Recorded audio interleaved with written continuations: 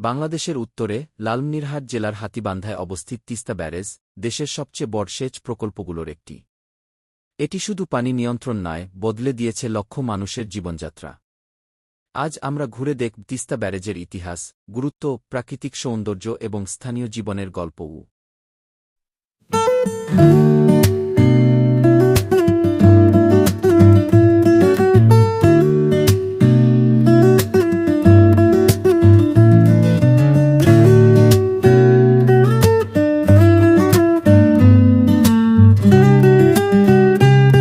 পাশে একটি পানি পরিচালক কার্যালয়। এর একটু সামনে এগোতেই দেখতে পারবেন তিস্তা নদীর যে একটি প্রাণকেন্দ্র ওটির গেট। এই গেট দিয়ে কিছুটা সামনে এগোলেই আপনারা দেখতে পাচ্ছেন বেশ কয়েকটি দোকানে বিভিন্ন ধরনের খাবার পাওয়া যাচ্ছে।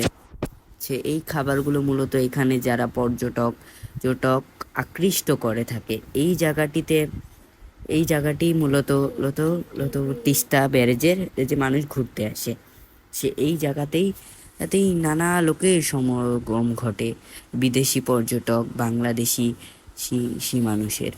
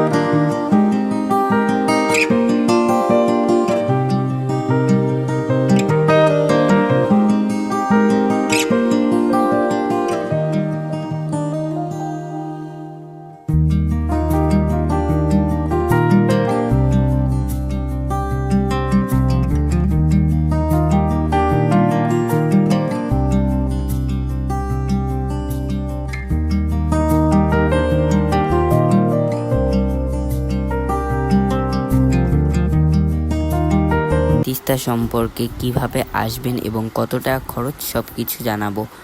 আজকে এই পর্যন্তই। আসসালামু আলাইকুম।